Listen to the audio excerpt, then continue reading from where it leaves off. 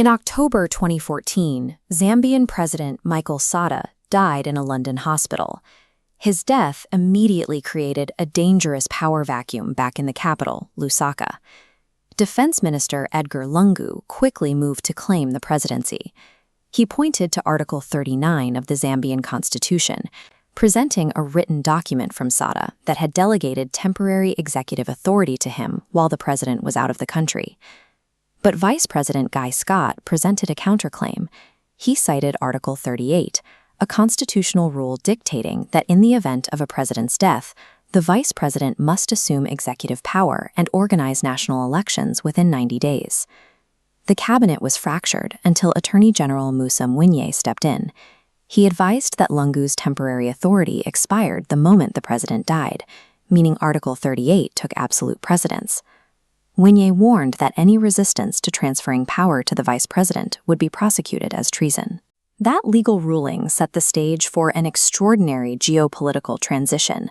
A white, Cambridge-educated economist and commercial farmer was legally tasked with holding a black-majority African nation together during a period of volatile and unpredictable leadership transition. To understand how Scott ended up here, we must look at his history. Born in what was then Northern Rhodesia, Scott was the son of British immigrants who actively fought the white settler regime.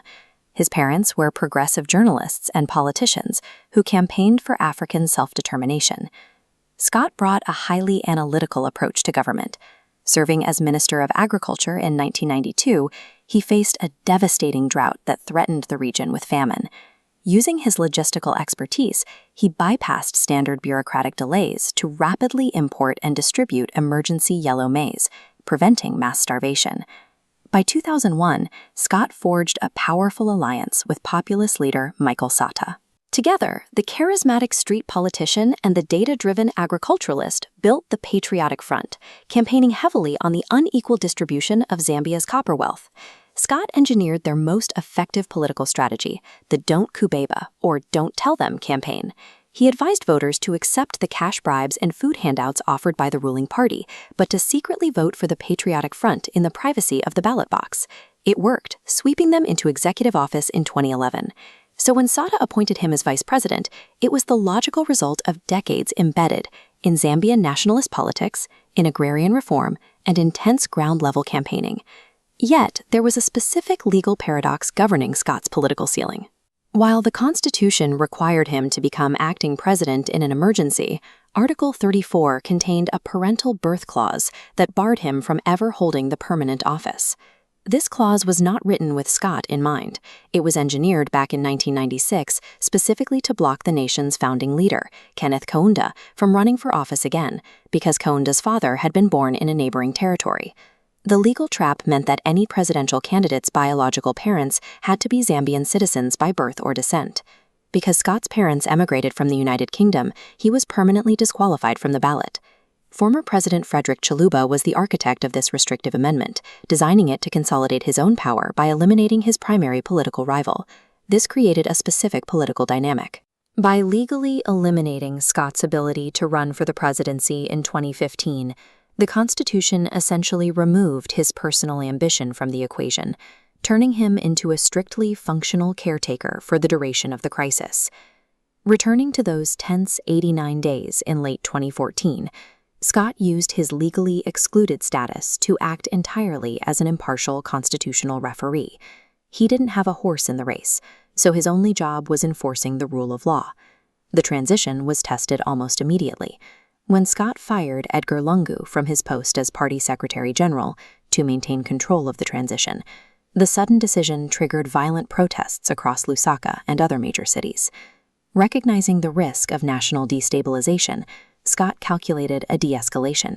He reinstated Lungu 24 hours later, prioritizing public order over the internal factional dispute.